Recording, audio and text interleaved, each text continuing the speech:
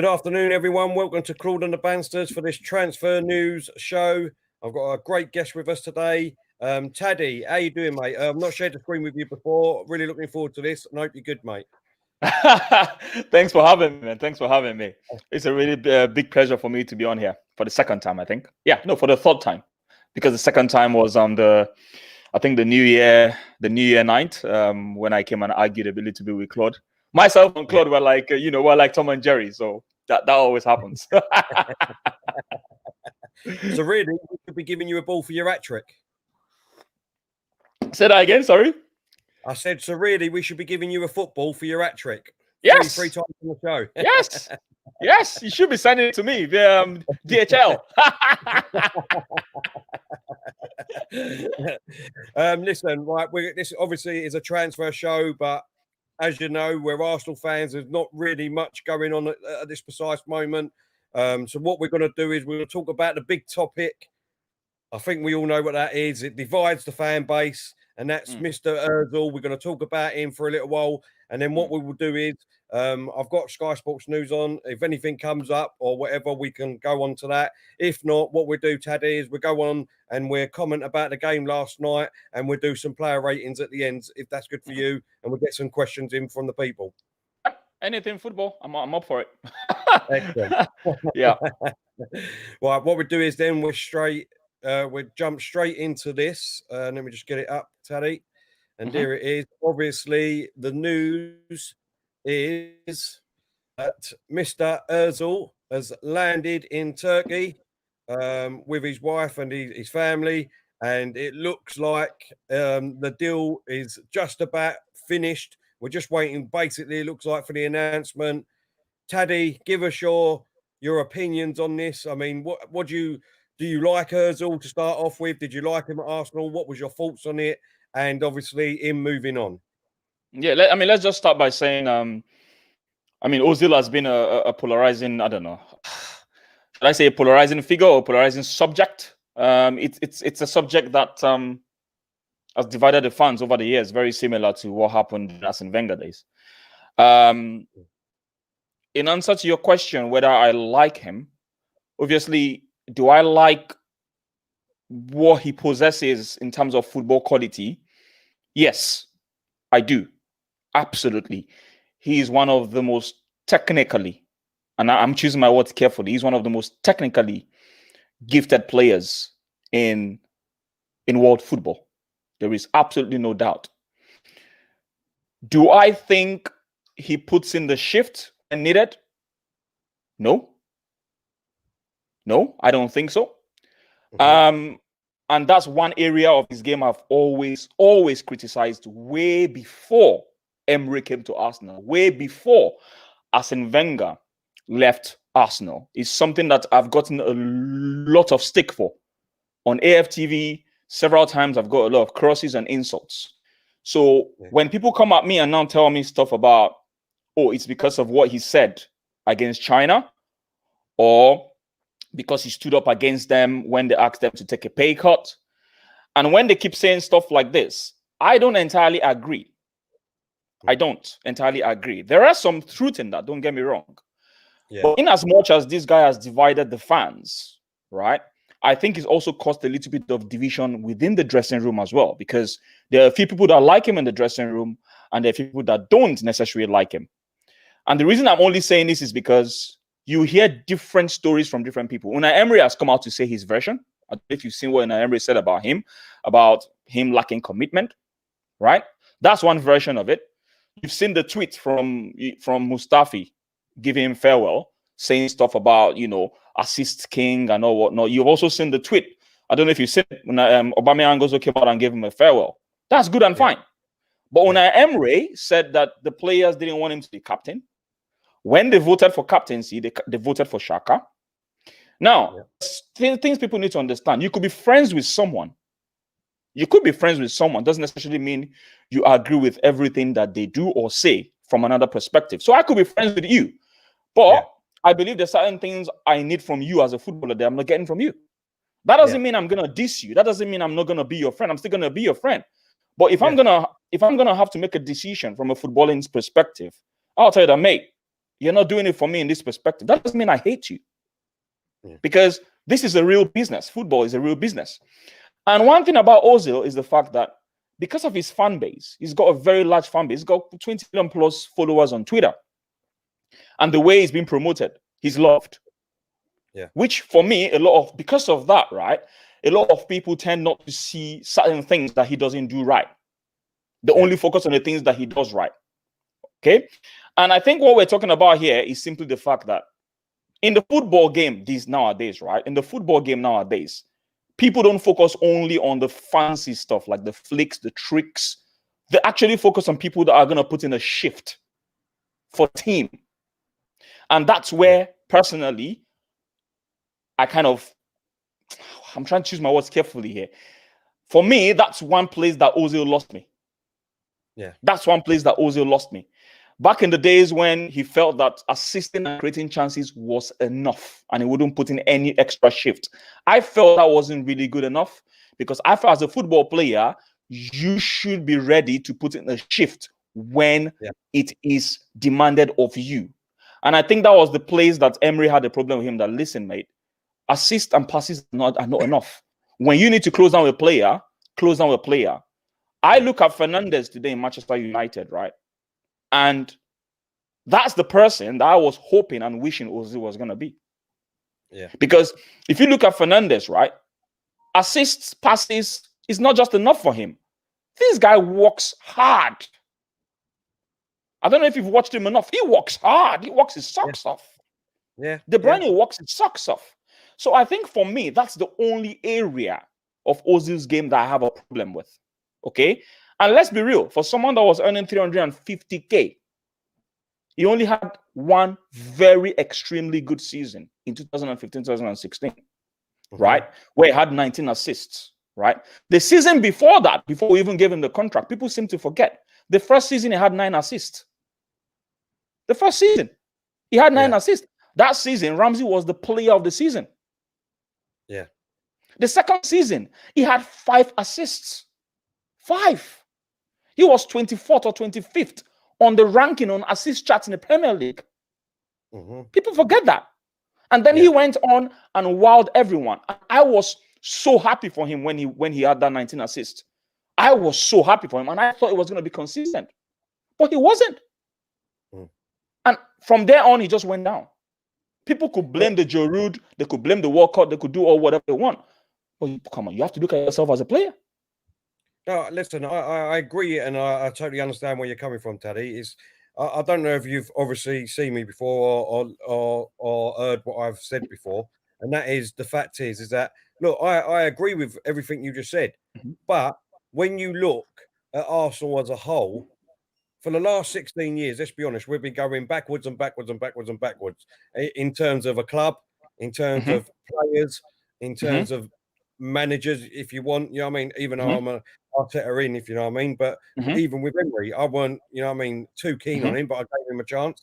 But, you know, we've been going backwards and backwards and backwards. So Ozil came in, and let's be, you know, at that time, we had not a bad squad. You know what I mean? We had Sanchez, Giroud, Wilkshire, Ramsey. You know what I mean? We had, but since then, Cazorla, you know, Koscielny at the back, you could say, you know, but from there, we seem to have gone backwards again with the players that we're getting. So my only, what's the word I'm looking for? My only argument for Ozil is that when you look at the teams he played with, Real Madrid, when he played with Germany and things like that, he had 10 other players around him that were fantastic, that knew what their job was, that knew that Ozil wasn't. I mean, because for me, Ozil coming to us, I didn't expect him to come back and defend. That is not what I wanted Ozil for. For me, the way I looked at Ozil was, Ozil is that player that gets you the assist for your goal, your strikers or your midfielders. That he's more of a forward player from the halfway line to, you know what I mean, to the goal, to help you get them goals. That is what I wanted Ozil for. The other template, look, I'm not saying that that's just it and he shouldn't come back and defend. Obviously, he needs to do that too. But my main job for Ozil was to get up there, get that ball, be creative, get them assisting for our strikers or the midfielders for a goal. Do you know what I mean? For me, any fan that thought that Ozil was coming in to Arsenal to be an all-rounded player, if you know what I mean. You know, like get back, defend, help out the defence, do the midfield, do the forward, you know what I mean, do assists. Then for me, they obviously didn't watch Ozil before. Because if you watched him for Germany, good. If you watched him for Germany, you know what I mean, the other 10 players knew he wasn't that player, but they picked up that slack, if you know what I mean, and just let Ozil be Ozil. And when Ozil was just Ozil, he's fantastic. Let's be real. But if the other 10 players, not for Arsenal, if you know what I mean, but I mean for the other two. But you know what I mean, if you let Ozil be Ozil, then he can be a great player for you. If your other 10 players are not that great and not that good, you know, good players in themselves, and they're not playing as a good team, then Ozil, you won't see the best of Ozil in my eyes. I don't know if you agree with that, Tade. So I agree with so I guess what I can sense from what you've just said, right, is you accepted him for who he is. Yeah. Most fans did not accept him for who he is, right? Yeah. The question now is accepting him for who he is a satisfactory thing or not? I think that's the question. Do you know what I mean? I don't think Terry is making excuses for Ozil. I don't think he's making excuses. I think personally, just to reply to that, right? I think I understand where you're coming from. You are saying it as it is about him. Yeah. Which is totally spot on. But for me, right, I am saying it as it is, but I'm then asking myself the question, is it good enough? Yeah. Do you now see where I'm coming from? I'm coming from two places now. Yeah, yeah. So definitely. We know he doesn't do all these things that you've said, right? I was lucky enough because my former roommate back in the days was a Real Madrid fan, so I used to watch Real Madrid games. Yeah. And Ozil then under Mourinho before Ancelotti hardly finished games. Hardly finished games. His average number of minutes in every game under Mourinho was between 70 to 78 minutes. People can check that out themselves. I'm sure of what I'm saying. His eyes become red. He's tired in La Liga. Now, when he was coming to Premier League, I then questioned, will this guy have the physicality rather to withstand the Premier League? These were questions I had even when we signed him. Yeah, yeah. But Wenger kept playing him every 90 minutes. In so many cases, even when he's out of the game, he's not even in the game, he keeps him on the team and took off the likes of Rosicky, who was putting in a shift. That angered me. That personally angered me. Yeah. And I was thinking to myself, maybe this guy had a clause in his contract that said he needs to play every game. This was a long time ago. Yeah. So the question now is, am I okay with just what Ozil does on the football pitch? I wasn't okay with everything he did. And one of the things that pissed me off the most about him was the fact that he's standing with an opponent, right? There's a aerial ball coming. Ozil ducks. Yeah. Ozil ducks for headers. Yeah. There's a player right next to you. There's a player right next to you, an opponent right next to you, right? We're not even asking you to go back and defend. The guy's right in front of you. Close him down. He doesn't close down the player. Now, I'm sorry, Terry, but that's very frustrating. Yeah. I don't care whether we bought you only for assists or to come and create chances. You are a football player. You tie your shoelace like that, or those other guys tie their shoelace. The least you can do for your team is at least close the nearest man down. That's all we're asking for. Yeah. That is all I'm asking for. I am not asking for anything much more than that. No, but if you don't do that, it's frustrating. That's where I'm coming from. Yeah, no, I understand where you're coming from. I completely, you know, your opinion is, I value it a lot, mate, because obviously, you know, look, like I said, you know what I mean? It's it divides. It depends where you're coming from. Obviously, everyone's got a different outlook on life and outlook on pictures and the way that we've been, you know what I mean? And that's great, because if we all had the same, then it'd be boring life. Let's be honest. Exactly. You know what I mean? So it's good to have. And it's a good thing you said that, because in this life, no one is equal. There are people that are tall, who that are short. Everyone has different perspective because of their height differences. So you see things that other people don't see. And certain people are also comfortable with certain standards. Some people are not comfortable with certain standards. So it's just always going to be different. And that's one thing about Ozil. But I still maintain technically, he is one of the best ever. There is no doubt, technically. But is technique enough? You see what Emil Smith Rowe is doing now? Yeah. You see what Emil Smith Rowe is doing now? I got a lot of abuse when I made a statement which I knew was going to cause a lot of issues. I made a statement saying that he had the brain of Prime Xavi. Now that was absolutely a figurative expression. I didn't mean that literally, but obviously people said stuff about, okay, I'm deluded and or whatnot. But I was only trying to point out that Emil Smith Rowe, right, has got that vision, he's got that technique, right, for his age at 20, but he still puts in the work. Yeah. But exactly. I can go on an hour about Ozil. Trust me. I can't, but there's no point. I think we all could. I'll tell you what I want to do. What's your thoughts on, obviously, him going to Fenerbahce now? Because for me personally, I've been saying that let's wait, give Arteta time. Let's wait until next season, because come next season, there's a lot of players that contracts are up, a lot of players that we're going to get at.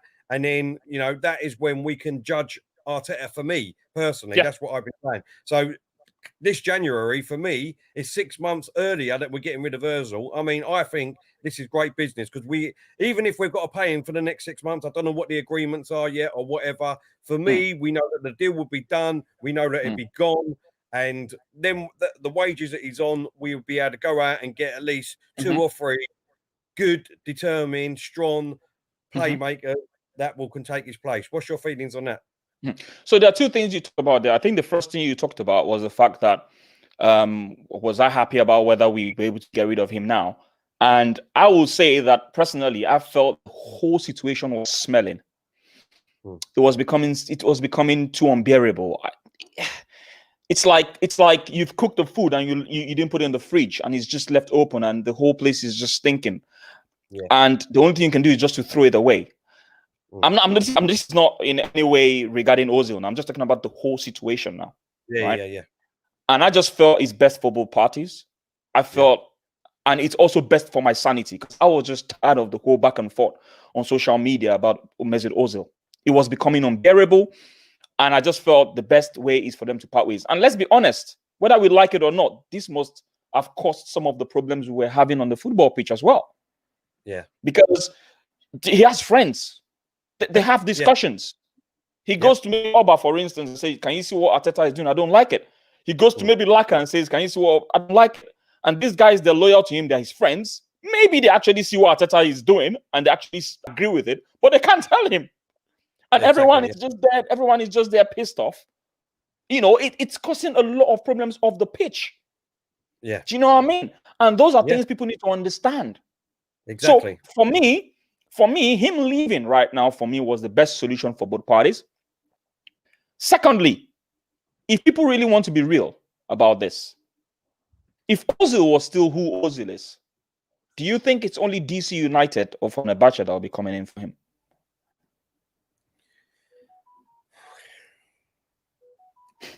Well, exactly. Okay.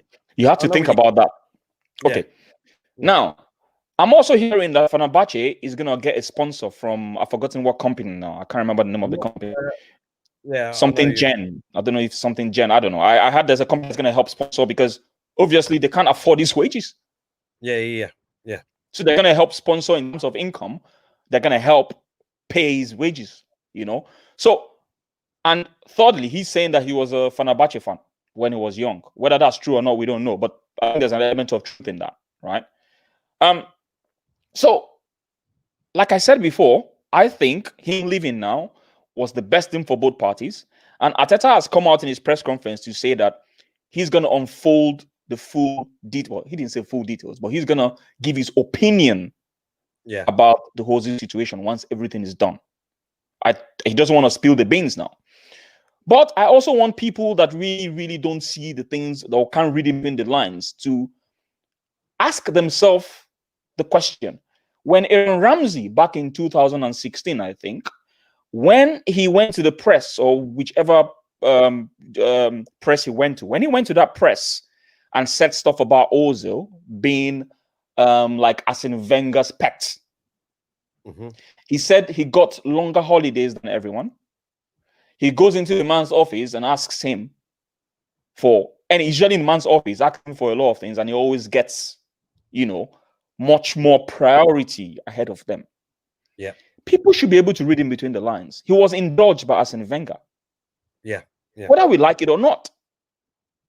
Mm-hmm. So I can understand this guy has fans, and it's so difficult, so difficult to accept it when someone you love and respect has any sort of negative cloud hanging around him. It is clear. It is very clear. Yeah. So I would say I'm happy that he's gone to Fenerbahce, or doing his medicals. Whenever it's going to be announced, let them announce it. I'm very happy, and hopefully he's going to get a good retirement package. I'm hearing that he's going to be having a house next to their president. Good for him. So he's going to be chilling with the big boys. Yeah. He's already made for life. He's made for life. So good and fine for him. In terms of who is going to replace him, I think that was another thing asked about. The whole, maybe someone will come and looking for another attacking midfielder to replace him. Yeah. I still think we should be on the lookout for an attacking midfielder. Do you think? I do. See, oh yes. For me personally, the way that we're playing at the moment, and we will get back. I will elaborate a bit more once we get onto the game last night. Oh, okay, cool. Just quickly, is that I think we've already got attacking midfielders there. So I will be looking for a defensive midfielder for the two attacking midfielders that can do box to box, and we'll get onto that in a minute, Tade, because we're elaborating that a bit more. What I want to elaborate on, mate, because you brought it up just a minute ago, and that is obviously Ozil. Obviously had his click. He obviously had his click on the training ground, friends behind the scene. And like you said, the whispers and the talks going on behind the scenes. Let me get this up for you and see what you think, because there's a couple, right? So the first one I'm going to get up is this one. Obviously, Ozil went, like he always does, went to Twitter, and Mustafi. He's playing the mind games. Mustafi on Twitter yesterday. This is his tweet. Bro, you have been the most unselfish player on and off the pitch I have ever shared the dressing room with. You will always be remembered as the assist king. Unfortunately, we as a team haven't been able to assist you when you needed us the most. All the best. What's your thoughts and feelings on that, Tade? I mean, obviously, what you're asking me here is more or less about the last statement there, I think, the last sentence. Yep. Unfortunately, we as the team haven't been able to assist you when you need us most. And I think Aubameyang also said something about you being unselfish on and off the pitch. Obviously, there are two things I can read from here, right? Which will sort of allude to what you were saying earlier about the fact that if you look at the German team, if you look at the Real Madrid team, he had players there that could carry him. I repeat, they carried him. Right. And I think what he's trying to say here is, unfortunately, we're unable to assist you when you need it the most. He could be relating this to on the pitch. He could also be relating this to off the pitch. What do I mean by off the pitch? Off the pitch in the sense that when he spoke out against the club, when he had to do with the, when he had to do with the, what's the word? The whole salary situation, and the way they've probably treated him in the Arsenal team, in the Arsenal in the club. Maybe what he's meaning there is they should have spoken out in solidarity. Yeah. I'm suspecting that's what he must have said there. The question now is, do you think all the 25 men player in the squad will do the same? I don't think everyone in that squad is his friend. I don't think so. No, I don't think so. No. Some people are definitely of the school of thought that feels that this guy should be putting in more shift than what he's doing in the football pitch. He seems like a likable character off the pitch. Yeah. Because obviously Aubameyang said something similar, that you were unselfish and you take care of us off the pitch. Which simply means as a person, people need to understand this, right? We need to be able to separate Ozil as a person, right, from Ozil on the field of play. And the mistake we make, is the fact that we seem to mix it up. That's what I don't understand. And that's what pisses me off about people. We need to keep this on the pitch. Was it delivering on the pitch? I didn't think so. And this is what I keep telling people. If Terry, for instance, you own a company, you employ me, right? And all of a sudden, in that company, you make me the highest paid employee. Would you be happy if an apprentice comes into your company and that apprentice is carrying me along on the job? It's putting in more effort than me. Yeah. He's doing more overtime. I only do 9 to 5 and peace off and go home. And that apprentice is doing much more work than me. Will you be happy as an employer that is giving me 350K and I am not getting you are not getting your money's worth out of me, because obviously I felt that you only paid me 350K for certain aspects of the job and leave the other things to the apprentice to do. He's putting in 100% and I'm putting in 70. The question now is, will you be happy with me? So people need to look at this from the perspective of Arsenal as a club as well. So it's a very divisive thing to talk about, a very divisive topic. And this is one of the reasons I usually stay away from it. I have said, honestly, if not because of you now, I have said nothing about Ozil for a while now. Yeah. It's just something I try to stay away from because I'm tired of it. Yeah, I get where you're coming from. Look, for me, just quickly, Mustafi is obviously in his crew. Let's be real. He's in his crew, same as Konodziak was before he left. They've all got their clique, which is fine. I've got no problem with that. You know what I mean? Of course, you're going to have your own sort of core groups in everywhere you go, whatever business, life, you know what I mean? You're going to have that. But at the end of the day, that last little bit of that statement for me is a proper dig at Arsenal. So for me, I don't want to see Mustafi back in the team. I know he will be. The simple reason sorry, Tade. The simple reason why it will be is because of probably what you were just about to say too, is that obviously we still have a squad. We still need a squad of players. Definitely. So, you know, I mean, listen, he's one of them that I want to go, but we can't get rid of everyone. Exactly. According to Arteta, we need at least 5 defenders. Yeah.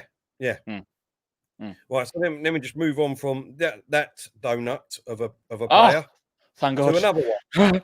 I'm tired of Ozil, honestly. I'm just tired of the discussion of Ozil. I'm never going to lie to you. And this is Guendouzi. Oh, my God, another player. Yes, another one. He put, congratulations, me baby. How lucky is Fenerbahce to welcome the best number 10 in the history of Manshaft? Is that Manshaft? It was an honour to play with you and share all those moments on and off the pitch. I wish you all the best for this new chapter. I miss you, bro. I mean, obviously, you can tell that there's a big solidarity between these guys because they were 2 of the guys that were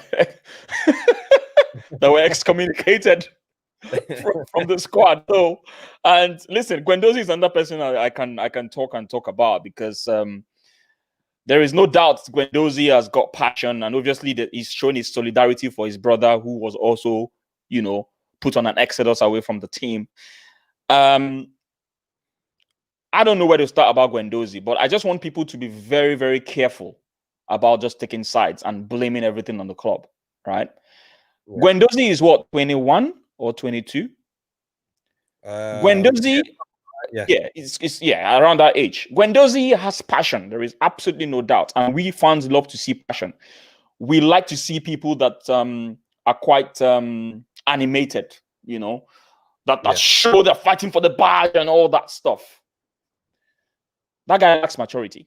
Way before he got excommunicated from the team, right? Guendouzi lacks a lot of maturity in his behavior. Guendouzi, before you guys even say anything, before he came to Arsenal, he already had a problem. Imagine when he was 17 and 18. He had problem with 3 different coaches at that age. Yeah. At that age. The first one, he was excommunicated. He was suspended from the team, I think, for 2 weeks. He had another problem, I think, with the same manager and another manager. He was also suspended for 1 month. You can tell that this guy has disciplinary problems. Yeah. It is very forget his passion. Look at him as a player on the football pitch and think of what he does to these coaches that make these coaches get angry with him. Yeah. Okay. So you can imagine. Sorry, go on. No, go on. Okay. You finish. So you can imagine someone at 17, 18, and that's totally understandable. Obviously, he's growing up as a teenager. He's learning how to, you know, hold his anger in, learning how to control his emotions and all that. And those are part of the, you know, the steps in life. But my fear is if he continues like this, he might end up being the next Balotelli. Yeah. And that's my fear. Because Balotelli was such a, you know, talent. But because of, you know, issues and behavior and character and everything, you know, look at where he is today.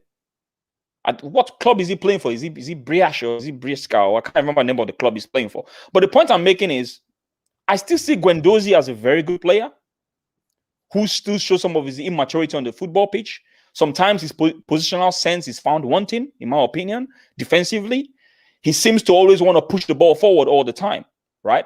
No problem with that. The point I'm making is, if he does not become a bit more humble, he's going to have problems with people. But I still think there's time for him to grow as a player. For me, look, I mean, obviously, you said it in a nutshell there. Even before he even come to Arsenal, there was problems, you know what I mean, with other different managers and football teams and things like that. He's come to Arsenal. For me personally, look, I've watched him close up, obviously going to the matches and even on the TV and things like that. For me, as a player, yes, he's hot-headed. Yes, he's got passion. Yes, he wants to drive us forward. But they're only the three good attributes that he's got as a player for me.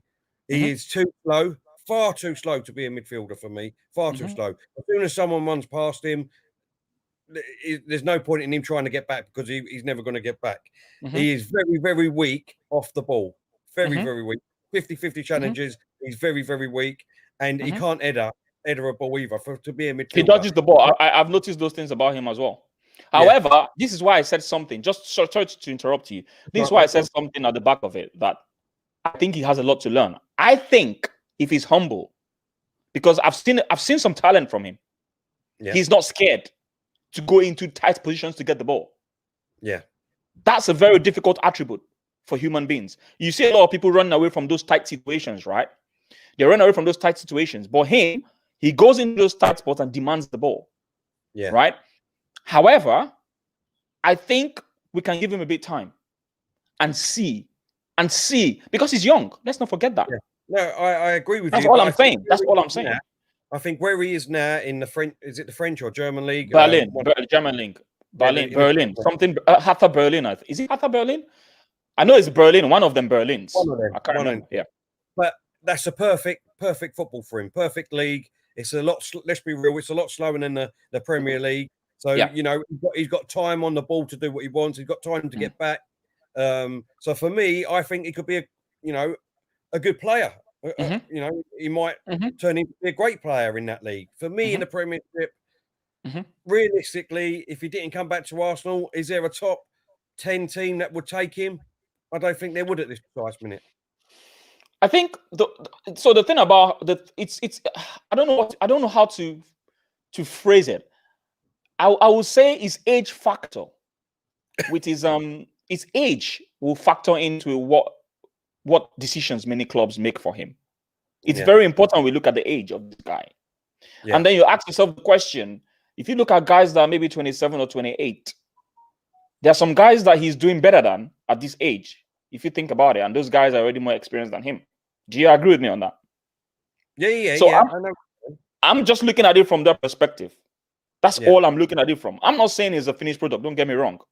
I just feel that he can improve if he's humble. Because there are certain quotes here. There's certain quotes I've seen from his old manager, or no, the owner of his previous club before he came to Arsenal, and said the guy thinks highly of his ability. I will never forget that statement. So if you watch what that guy said and read into it, you can tell that this guy has an overhyped sense about his own abilities. And that's a problem already for his age. You need to humble yourself and be willing to learn. And that's the only way a coach can impact your life and change your football. Humility is number one for any player. If you're not humble, it's going to be a problem. A big problem. Look at Nicholas Bentner. Nicholas Bentner had all the amazing talents of hold-up play, aerial abilities. There was no doubt. There was absolutely no doubt about that guy's ability. But he wasn't humble enough. Yeah. No, I get people need to understand that. And for a coach, if I'm a coach, right, I need people that are willing to listen to me. Yeah, well, exactly. And if they don't, then that's what happens to them. They go out on loan like he's doing at the moment. So, all right, I'll tell you what, Tade, let's leave that there now. Let's move on to last night's performance. Let's get this up. Obviously, first half wasn't as great as the second, but second half performance was fantastic. Arsenal winning 3-0, aubameyang getting 2 goals, and Saka getting in on that. Just before we get into the team, let me just take one off. And I want to ask you, first of all, is how do you see these two progressing and taking us even further? And that is this. I can guess. Saka and Emil Smith-Rowe. I knew that was what you're gonna put on the screen. I knew that's what you're gonna put on the screen. Exactly. I mean, these two players, talk to me about them, mate. Mate,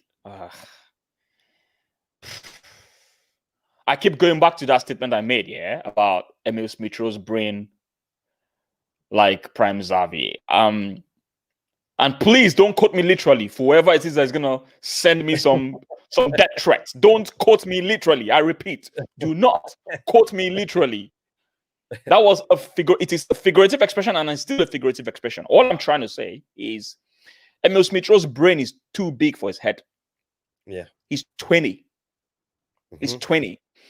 Certain things I like about Emil Smith-Rowe, right? And this is any coach's dream, is awareness of his surrounding before the ball comes to him.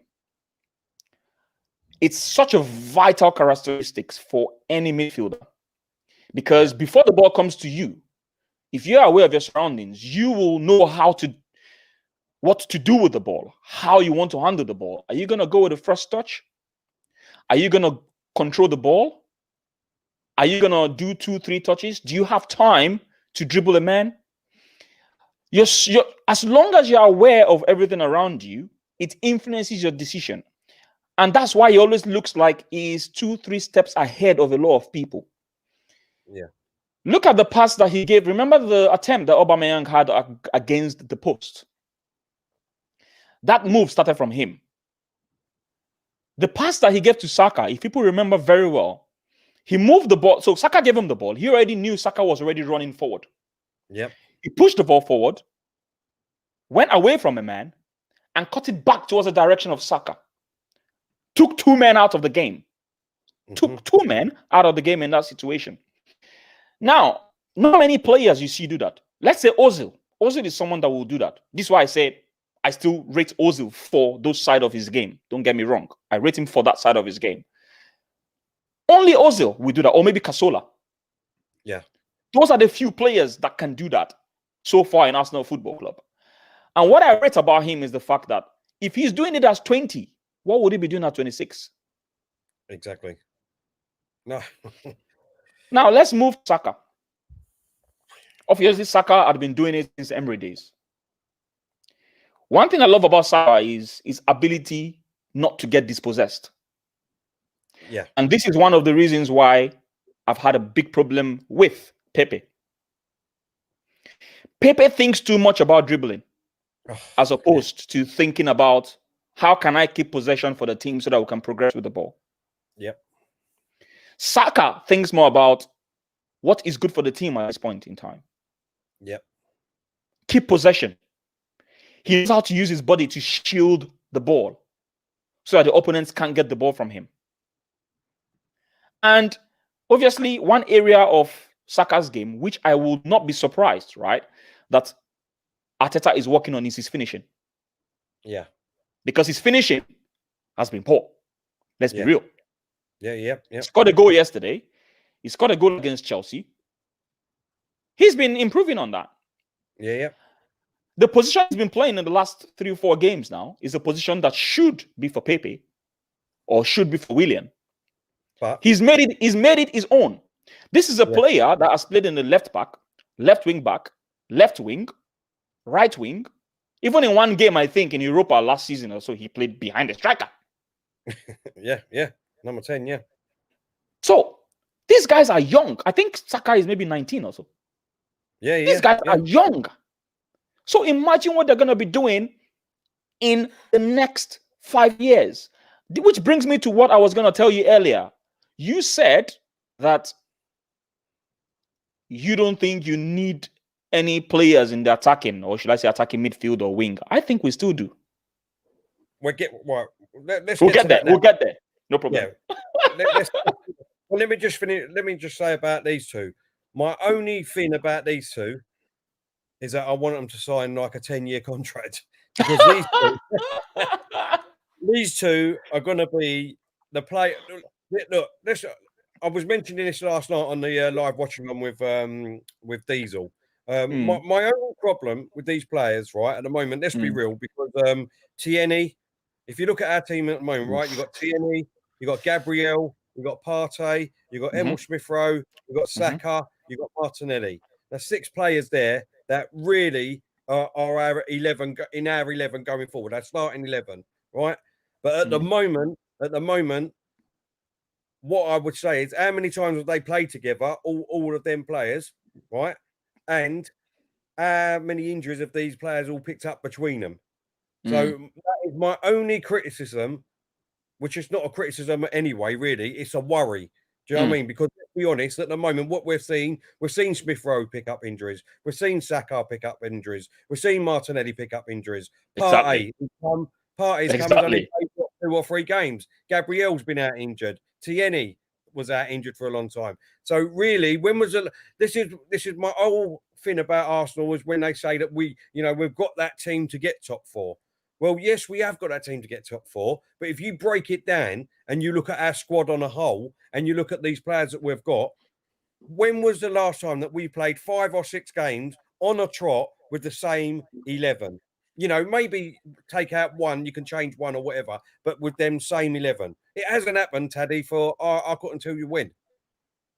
So that is my only worry about all these players moving forward and saying, yes, we should get top 4. Because obviously, if a couple of them players get injured, they are out for a couple of weeks, 3 weeks, and then just as they're coming back and we're getting excited again, another 2 would get injured.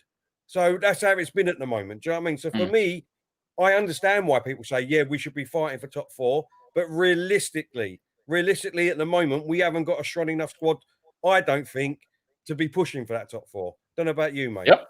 No, that I agree, and that's why I was telling you earlier that we definitely need signings. Yeah, we do. But the question is, do we need signing in the attacking midfield position? I still think we do.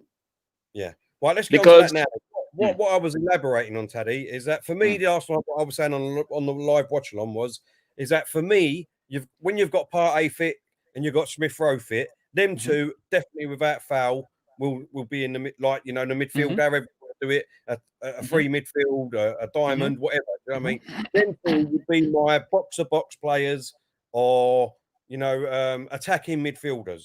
So what I mean by that is that I want them to have the luxury that if they need to go forward and bomb forward straight away, then you do that. Do you know what I mean? I agree. What I want you to do. So for me, I want a defensive midfielder that sits in between them two, that will just sit there, protect the back 4. You know what I mean? And let them two just get on with that job, going box to box. For me, I don't think we've got that great player there at the moment. Xhaka, look, he's never done it for me. The last 2 or 3 games. Sorry, I was he's done it in the last 2 or 3 games. Yes, he's had good games, but he's been there for what, 4, 5, 6 years now, and he's still, he's never done it on a consistent level. I just don't think he's that good. El Nini, look, he's a squad player. If in an emergency we need someone to come in, it could be that. Anyone else, I don't think is there. So that is why I said I think that is the perfect position and a great player that we need to go out and get to help Emil Smith-Rowe and Partey. All right, I can answer those 2 questions, right? You need a Bissouma, basically. That's all you need. Yeah. You need a Bissouma. Yeah. Xhaka is definitely not a Bissouma or a Bissouma. I see what you're saying about that. I suppose where I was coming from about needing, and I understand your tactics, right? You want a box-to-box player that can support Emil Smith-Rowe in the attack and can always fall back like a Vieira, right? Yeah. But then you have a Gilberto Silva that is going to be the policeman, like Coquelin, just sitting there. And this is one of the reasons why, till today, I'm still pissed off why we let Coquelin go, because that's what he does. He's diminutive. His only job is to be a cop, a policeman, stops people, puts in the tackles, gives it to the attacking midfielders to do their job, similar to what Kante does. I totally understand that. I suppose my argument was why I said we need another attacking midfielder is if Emil Smith-Rowe gets injured, what happens? That's one. Number two, I believe for us to be able to compete for honors for the Champions League, actually, I'm going too far. Premier League first, before we even talk about we've never won Champions League in our life. For the Premier League is you need a very rich squad. Recently, Robbie said something on AFTV, and when I went on my AFTV interview, Sisi was asking me that question. Robbie said, "We have depth," and I argued, and I said, "What does it mean we have depth?" And I kind of saw what he was saying. We actually have depth. We do, but I keep saying it. We don't have the quality. We don't have the required quality in depth. Yeah, exactly. Yeah. So that word can be used in any fashion you want to use it, right? Yeah. We have every squad has depth. Even Aston Villa had depth when they used the under-23 to play Liverpool. Yeah. But the question is, do you have the required quality in depth? That's what we don't have. If you think about 2009, right? The Chelsea squad, Terry, had Deco, Ballack, and Lampard. Yeah. I don't care how good you are. I don't care whether you're a big star. All I care about is you come here and compete for your place in the squad. So if we're going to go out and get Bundia, let's go out and get him. Yeah. Exactly. If Bundia comes in, he and Emil Smith-Rowe can be fighting for their place. Yeah. Or better still, it makes the coach even have an opportunity to rotate. Exactly. Yeah. So you're having two. Look at Man City. Man City had De Bruyne and Silva. They still went on to get Bernardo Silva, who became their best player the first season they came in. He won the best player of the season for Manchester City.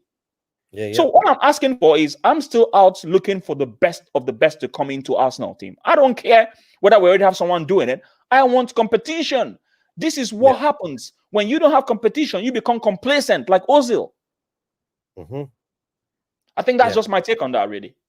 No, I agree. I agree with some of the stuff you're saying there, mate. Well, I'll tell you what then. Let's what we do is we move on to player ratings now. And then what we do, just to finish it off at the end, is we talk about Arsenal as a whole, the club going forward, and how you think Arteta is doing in or out, whatever. So let's move on to the team last night. Let me get this up so everyone knows which one we're doing. And that is here. Here we go. Let's move that up. Here we go. Right. So first of all, Tade, Leno in goal. What you got? Everyone join in and all. Let us know what ratings you think and all. Tade, Leno in goal. What you giving him? 1 out of 10. Do you know what? Yeah, bruv.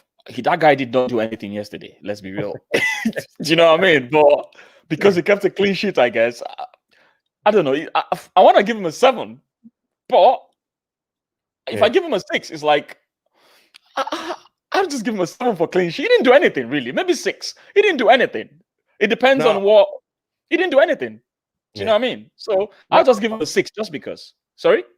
I agree with you. I agree with you. Look, at the end of the day, he could have went home, made his dinner, had a cup of tea, and come back and see what's going on. Do you know what I mean? And then went back and had his after. Do you know what I mean? It's a simple thing that, he look, like you said, he kept a clean sheet, but for getting the clean sheet and that, I'm going to give him a 6 too. I think that's no shape saying that he had a bad game or anything like that. He just didn't need to do anything. He just didn't need to be there. Let's be cool. I don't think did they have a shot on target? I don't think they did they? No, not that I can think of. So we could have played without a goalkeeper yesterday. So it was a simple. Let's go with Kieran Tierney. I mean, Karantani, he always did what he did most, which is always been a danger on the left wing. He made so many of the defenders from, I think, was it Lewis or Lichells? I can't remember who was on the right wing now. He made them do their work, which was, I can't hear you anymore, mate. Are you on mute? Can you hear me? Okay, I can hear you now. Oh, sorry. It keeps cutting off all the time. Sorry, I'm just frozen for a minute, but just carry on, mate. Okay. That's fine. If you can all hear right, me, then. fine. Yeah, I can. So, what I was saying is he did his job well. He kept on trying to whip in those crosses. He kept on whipping the crosses. There was one he whipped in for Lacazette and Smith-Rowe, which they should have just slid in the ball and scored, and they messed it up. I'll give him a 7 because he was a threat on the left, and he also kept a clean sheet, really. So I'll give him a 7 just because of that. Okay. Yeah. Look, okay. Yeah. Can you hear me? Sorry. Yeah, I can. Sorry. It's just difficult to know whether you are still there or not. Kieran Tierney, look, I mean, he didn't shine yesterday, but he done everything right, in my opinion. Do you know what I mean? He defended when he needed to defend, which weren't too often, let's be honest. But he was bombing down that win. But for me, he just done his job well yesterday. There weren't nothing nothing he done brilliant. So I'm going to give him a 7, like you said, and all, Tade. Let's go with Holding. I mean, Holding was tidy as usual. I mean, when you have the likes of Carroll coming at you all the time, that guy wins all the headers. I even saw one header that he won against Thomas Partey. Thomas Partey couldn't win a header, against him. And when you because they played 2 strikers yesterday, it was him and Callum Wilson. They played 2 strikers, and he held his spot very well. So just because he kept a clean sheet and he was able to hold those guys at bay, I'll give him a 7. And I'll give him a 7 just because of that. I mean, to be honest, he wasn't called upon to put in so many sliding tackles like we did in our previous games and all that. But just because he kept a clean sheet, I'll give him a 7. Yeah, for me, again, he didn't really have much to do. The one thing I will say is that anything that come in the air against Andy Carroll, we done well. He dealt with it. The pressure of Andy Carroll and that. But again, he didn't really need to do much. He just done his job well. So I'm going to give him the same as Leno, and that's a 6 for keeping the clean sheet in there. Okay. Not saying fair enough. He's done not a bad game or anything like that. It's just that he didn't need to do it much. You know what I mean? So he's going to get a 6. David Luiz, Tade. David Luiz for me as well, very similar to Holding, and he kept. I mean, so sometimes he pushed the ball out the back like he always does, trying to find those long passes. Sometimes trying to push the ball forwards. He did well. I wouldn't call it miss, but I mean there were 2 headers that went wayward, which I felt at least should be hitting the target. But then again, am I going to be judging the defender because he missed some headers? Or, in the attacking position, am I going to be judging him because he kept a clean sheet? It's almost similar with Holding, man. Maybe I'm generous. Maybe I'm the generous one here. I'm going to give him a 7 just because of a clean sheet, I don't know, man. Yeah. Sorry, I'm just going to bring this comment up from David about Holding because that is true. Okay. And I think it's good. He's put maybe a 7 for smashing that diver and Milron and saying fuck off to him. I remember that incident in the game. I remember that incident in the game. He was trying to win some some cards. Yeah, I remember. Yeah, that was maybe you should change your rating, mate. From 6 to 7. Maybe I should. Maybe I should take it to a 7 for that, But David Luiz, the same thing as what you just said. I'm going to go the same with Holding and Leno, a 6. Okay. He had to do, and that's it, okay. Mate. You know what I mean? He's let's move on then. The surprise package for me. The surprise package because I didn't think he would have dropped Bellerin. Can you hear me still? Yeah. Yeah, I can hear you. Your video is a bit behind, but it's fine. Yeah, I can hear you. But I didn't think Arteta would drop Bellerin and play Cedric, but he did. What's your rating and feelings on Cedric? 8, straight up. Anything else? Straight That's up. It, just 8. Yeah. 8 simply because he had an assist. His deliveries are great. There was this free kick that he delivered. That free kick went like, when you send I don't know, you watch all these old movies, right, where people are kind of throwing fireballs, the way it goes like a projectile, right? His delivery is so spot on that I feel that Bellerin should be watching this guy and trying to learn from him.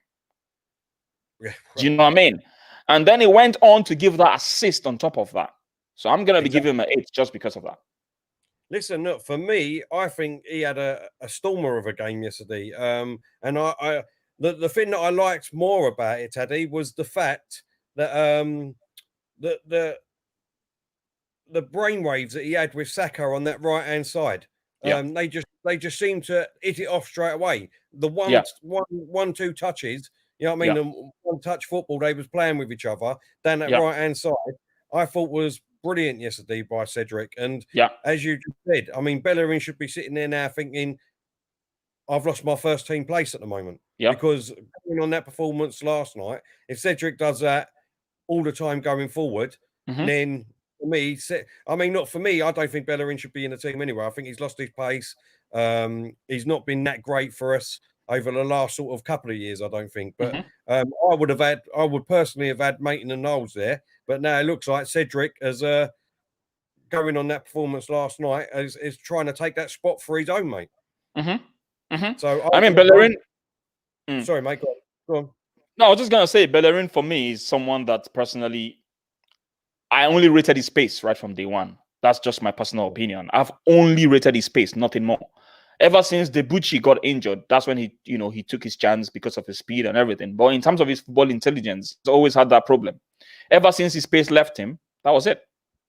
That was it. Yeah. So I don't know, man. Maybe he should just Maybe he should just go to PSG, like the rumors are saying right now, man.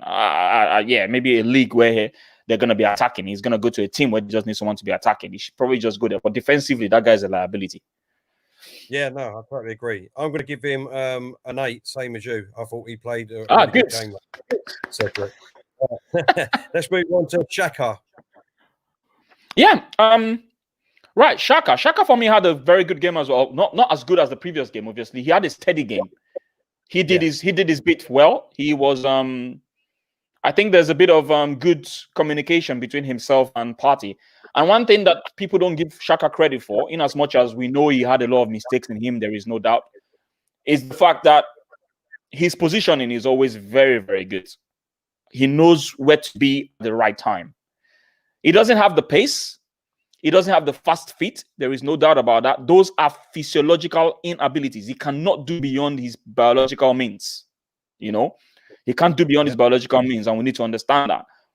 But in terms of always being in the right position, always drifting out towards that left when turning goes forward, always dropping deep to come and receive the ball, he's always there and about, right? So for me, I'll probably just give him, I'll give him a 7, a standard 7. He didn't do anything wrong for me. No, I think exactly the same as you, to be honest. You know, he done everything he needed to do, and he done it right. He didn't. I don't think he made a mistake, did he? To be honest, he had the most. He had the most passes. The most. There you go. So, in the game, look, he didn't shine. He done his job really good and really well. And for me, yesterday, I give him a 7 too. Let's move on to party. Let's party. It's party time, people. What do you think of Partey? Listen, man, if I'm going to give Xhaka a 7, I'll probably just give him an 8. Why? Because he was able to locate that assist that he gave to, although aubameyang had a lot to do, obviously, but, it was a one-touch pass from Lacazette to him. Lacazette gives him that one touch.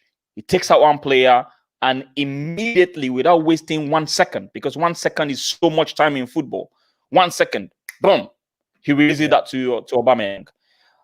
I think for me, that was one of the differences between him and Xhaka. So just because of that assist, if I'm going to give Xhaka 7, I'll probably give him 8. Just because of that.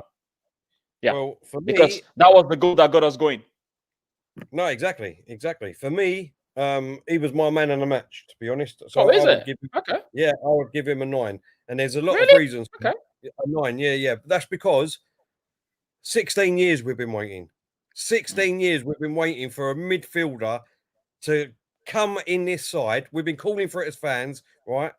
We've been calling for it and calling for it. And not only that, he comes in after being out injured again, straight into this team. All right, Newcastle weren't, you know what I mean, we didn't have much competition, but still you've got to play what's in front of you. And he's come straight in and he's took away that side-to-side passing and backward passing straight away. And as soon as he gets the ball, it's that quick ball from the defence right over the top to get our strikers running and on the offense straight away, Tade. And we've been crying out for that for years, right? And this is what I was saying a lot of times under Emery, right? And when I used to go and watch aubameyang and Lacazette and even Martinelli when he was fit and that, the amount of times they used to make a run and no one looked at them. No one looked at them. And it was like after about the sort of 6th, 7th, 8th time, they weren't making them runs anymore in them games because there was no point. There was just no point because El Nini would look at Xhaka, Xhaka would look at El Nini, it'd go back and back, and then it'd go back to David Luiz or Holding, and then it'd go back to Xhaka and El Nini, and then it'd go back again. So there was just no point. Thomas Partey is that midfielder what we've been looking for 16 years. And what he was doing last night, if he can do that in every game that he plays, I mean, obviously we're going to have harder games, don't get me wrong. Of course. But if we can do that, when we've got the ball, Leno passes it to Partey straight away, and he can get that ball straight over the top for us to get on the attack. I mean, that's exciting times ahead for us, Tade. And not only that, I just thought in getting forward, getting back, the way he controlled that midfield, the way he was helping Smith Rowe out and Partey looks more comfortable with him. For me, personally, you mean Xhaka? I thought he was man of the match, so I'd give him a 9. Okay. So, let's move on to Smith Rowe. Yes, Smith Rowe for me, he was actually my man of the match. I mean, at the end of the day, everything is subjective. Man of the match, player ratings, they're all subjective things anyway. So Partey is a good shout as well. There's no doubt. But then again, the way I measure these things is I measure it across the amount of time he also spent on the football pitch. He only did 60-something minutes, and Smith Rowe did the whole 90 minutes, I think. For me, Smith Rowe, I think I've talked about him already earlier on. I don't think I really need to talk much about him because he was everywhere. And I think the instructions that was given to him by Arteta was the fact that, apart from the fact he was a attacking midfielder, he was also given a sort of free role. Yeah. And that's why you see him on the right, you see him on the left, you see him in the center, you see him in the defensive. So I think he was given a free role because I think Arteta has kind of understood how intelligent the guy is. He's able to read that this guy is quite intelligent. I can rely on him to make the right choices of runs. So you know what, mate? Go out there and do your thing. That's probably what they must have told him. And he went out there and did his thing. So listen, man, if you're going to give Partey, I'll give him I was going to give him an 8, but you've raised the bar, man. You've raised the bar. I'll still stick to my 8, man. I'm gonna stick. I'll still stick to my 8, man. Yeah. Look, I mean, ESR. There's nothing really more I can add that you haven't had, to be honest. But what I would go back to is what I said earlier on in the show, Tade, is that maybe in that second half, like you're saying, Arteta in that dressing room was saying, "Look, just go out and be you." Basically, do you know what I mean? Don't worry about anything else.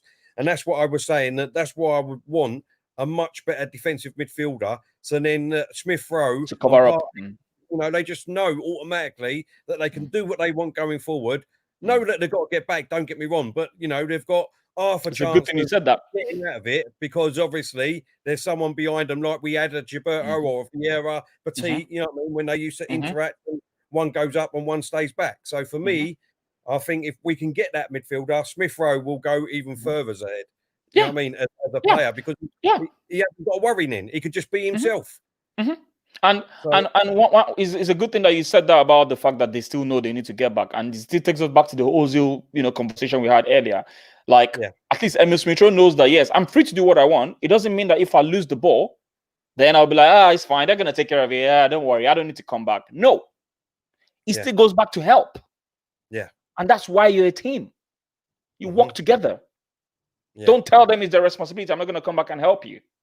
But anyway, we've talked a lot about that. Let's move on to Saka. I'll give him an 8. Sorry, I'll give him an 8. 8. Okay, that's fine. So Saka, I mean, obviously he got the goal. You said it earlier on. Himself and Cedric were disastrous on the right wing. You know, they were making most of those guys their stomach turn on the right hand side. You know, he came in and scored a goal that's normally Pep would. I think Pepe has scored a couple of goals like that for us. Like he cuts into the 18-yard box. Smith-Rowe sees him, gives him that assist, and he, you know, places it into the net and all that. I'll give him. I mean, he created some chances as well. Saka, the one that he gave to aubameyang that hit the bar, and then he scored a goal himself. He was also a threat all game long. So I'll give him an 8 as well. As well. No, I can't disagree with what you said. An 8, he was the same as Smith-Rowe for me. He done everything right, and I just like the way at the moment he's got that telepathic vibe with Cedric down that right. I just hope it continues, to be honest. Yeah, because down the right hand side was brilliant. Yeah, this guy here, Ricardo. Can I answer this question quickly? Yeah, go on, mate. Of course you can. Yeah, so Ricardo, you forgot all the games you lost because this useless manager didn't pick Smith-Rowe. There's just something guys need to understand, right? And it's something I need people to put at the back of their minds, right? It's very easy for we fans to have a go at managers every single time when they don't pick certain players. First and foremost, not many managers want to risk their jobs putting in youngsters into the deep end. You need to put that at the back of your mind. The Kane that you guys are calling one of the best strikers in the world today, maybe you guys should think back when Kane made his debut, or should I say when he started getting first team share in Tottenham. It was because there were injuries to all their number one strikers. Yeah. They had the likes of Adebayo and all that. So before young players are given chances, not many coaches are like Arsene Wenger, right? I've been reading Arsene Wenger's book, you know, one chapter at a time, and I've seen a lot of reasons why Arsene Wenger was the way he is. Yeah, because all the coaches that he worked under in his book, they gave him time, they gave him the chance, and that's one of the reasons why you find out that he's quite patient. He gives very young players the chance at a very early age, but don't forget that he also had the time. Yeah, he wasn't under threat or under pressure to be sacked. Yeah, it's not. Exactly. It's very, very difficult. It's very difficult these days for managers. I just want you guys to understand that. That's all I wanted to say about that. But not only that, Tade, if you go back and look, I think you will find that Emil Smith-Rowe was probably injured. That's on top of that as well. Fit, as well as some of these other guys. Do you know what I mean? Martinelli. Do you know what I mean? So we couldn't just play these players when he wanted to. And that's coming back to what I was saying earlier, was that these players are all fantastic. And, you know what I mean, going forward, yes, we all want them in our starting 11. But how many games a season will we get out of them? Yeah. That's my only worry with these players. Yeah. You know, so just that's and guess what? And guess what? He also said that himself. It's a good thing. Emil said that himself yesterday. Yeah, that he's been injured a lot, and he's giving thanks to Arteta. So we need to be careful when we just blame the manager every single opportunity we get. No, exactly. Let's move on to Aubameyang. Aubameyang obviously had 2 goals. The first goal, only God knows whether he meant to place that goal in the direction he did, because the way he hoofed the ball was literally straight, and you can see the goalkeeper going in this direction already. Like I don't know if he meant it, but who cares? The guy missed so many. I think he missed like 3 chances in the first half, right? Because he should have had a hat trick, obviously. And and I was also saying yesterday that, listen, when your day is your day, right? When the god of football smiles on you, right? Things are just going to be happening for you. Like that second goal, he was just standing there. Yeah, exactly. He was just standing there. And the ball just, you know what I mean? And the ball just came to him. Cedric saw him and just gave it to him, and he tapped in. And it was like, Cedric, you're the man. So listen, just because he scored 2 goals, I want to give him an 8, right? But it's so difficult not to give him an 8 because he scored 2 goals. Let's be real.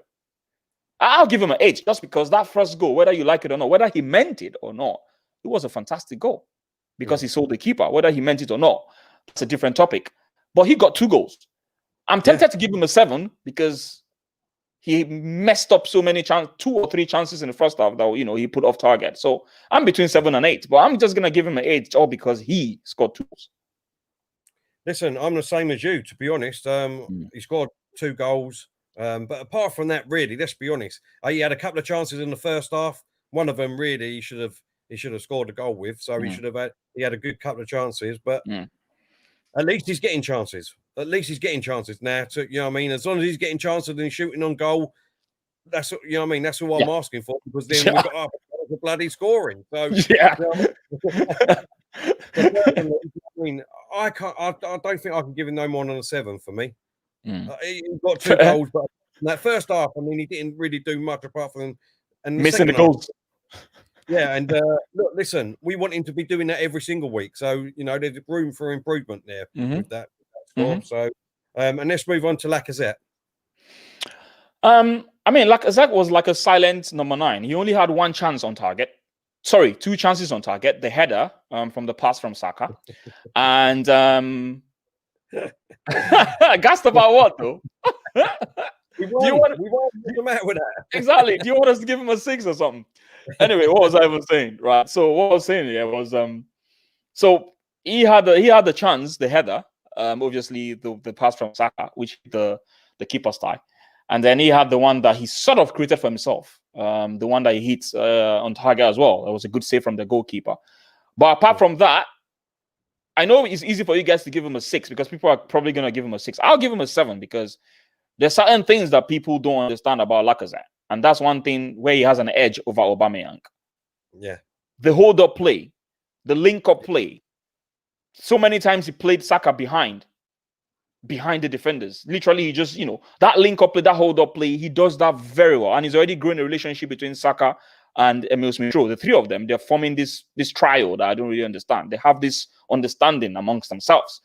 And in as much as we can say this is a bit insignificant, the one touch pass that he gave to Partey, that Partey then give that assist to aubameyang, it was him. Yeah, it was him. They gave him the ball. He didn't even think twice. He gave a one-touch volley. One touch, I don't even want to call it pass volley or whatever you want to call it, to Partey. He did not waste any time trying to control that ball. All those little things, they don't go unnoticed for me. Because I don't watch football just as a fan that just goes all hippie and all that. No. I try to look at the techniques and the technicality behind the game. And I think that's one thing he brings to us. So I'm going to give him a 7. Because obviously, he didn't score any goal. But I'm going to give him a 7. Not a 6 for me. A 7 for me. I totally agree with you, mate. There's nothing more really I can add to that. I think he done his job again. He's done his job. He's done it well. Linking up play and all one-touch football sometimes. So I'm going to give him a 7. What I'll do is, just before we get on, I just want to rate Arteta. Before we do that, are you free tomorrow? Depends on what time. Probably gonna be around this time. Yeah. If you want, we'll come back tomorrow because I need to shoot after this. We'll come back tomorrow and then we'll talk about obviously if there's any transfer news or again if it's bloody completed or whatever. And then what I would like to do is get on to how Arsenal have done this season, your thoughts on Arteta and moving forward and how he's done, if you don't mind, Tad. That's fine. Excellent. That's fine. All right, so let's move on to Arteta then quickly before we finish. Okay. I mean, obviously, Arteta surprised us. We thought Gabriel was going to come back in the team. He didn't. We thought Bellerin was going to start. He didn't start. And he won a 3-0. What else are you looking for? So I know Ricardo doesn't like Arteta, but I'm going to give Arteta an 8 because he was the same person that put the team out that won us 3-0. If he had messed up, you guys are going to be calling for his head. So why don't you give him the praise now that things actually worked for him? So I'm going to give him an 8 because he was the custodian. He was the one that put those guys on the team. He was the one that came out in the second half. God knows what he must have told them in the second half. He told them a lot of stuff, and that's one of the reasons why they came out, buzzing in the second half. So I'm going to give him an 8. He chose the team. I was going to give him... What, a 2? I was going to give him a 7, right? I was going to give him a 7, but I think I'm going to push it up to an 8. Oh, okay. For the simple fact is, right, is that everyone keeps saying, "Oh, William's back now. William's back now. He's gonna put William back straight back in the side. He's gonna put Pepe straight back in the side. He's gonna take Smith Rowe out now. He's gonna drop him. Saka's gonna be dropped." And the surprise package, like I said at the beginning, was dropping Bellerin, Bellerin, and putting Cedric into that right back position. And for me, I think that was a brilliant call because he had a great game. And I think last night he outshone Tierney, which ain't a bad thing because obviously if our fullbacks are doing that, then you're getting into like a situation like Liverpool with their fullback. You know what I mean? One going forward and out trying to shine each other. Do you know what I mean? Which is brilliant for us. So, and I mean, 3 points, a poor first half. So he's obviously said something in the second half to get them firing. Yes, we know that Newcastle wasn't that great and they didn't give us great competition. but you still have to go out there and win and get 3 points. If we would have lost, let's be real, if we would have lost that game yesterday, Tade, I mean, what would everyone be saying now? He's got to go, and he's got to be sacked, whatever. So just because they didn't give us competition, we went out there, we still done what we had to do, got the 3 points, and we move on now. So I give him an 8, mate. Just one thing quickly. Before you go, right? The difference between Bellerin, right, and Cedric is the quality of the crosses. And you made one very important point about maybe being like Liverpool, like Trent Alexander-Arnold and what's his name, Robertson. Obviously, I think that's what Arteta is also trying to do. Yeah. However, you need quality crosses. You need people that can deliver quality crosses. One fun fact, right? Before Emile Smith-Rowe had his run of games, people need to understand that Willian and Bellerin had the highest number of chances created for Arsenal Football Club. They can go and check it, believe it or not. But the quality of crosses from Bellerin was not just it. It didn't come to the feet of the strikers. It just was wayward. So the quality of crosses is very, very important. That's really all I wanted to add to that. No, I totally agree with you, Tade. Look, listen, it's been absolutely brilliant since it's the first time that we've actually shared. I really appreciate it. I know that you've done a few things with Claude, but we'll have you back on the show whenever you can. And like I said, tomorrow, same time, 4 p.m. We'll be back, me and Tade, and we'll be going over obviously any other transfer news and obviously going over Arsenal as a whole and moving forward, and Arteta, what you think about him, mate. Okay, cool. Thank you. Thank you very much for coming on. Really appreciate it. Thanks for having me. Thanks to everyone in the chat. Really appreciate it. Please come back tomorrow. Don't forget to go and like our new page and follow it on Facebook. Also, like this video afterwards. Share it with everyone to get the word out there. And we will be back tomorrow. Thank you very much. See you soon.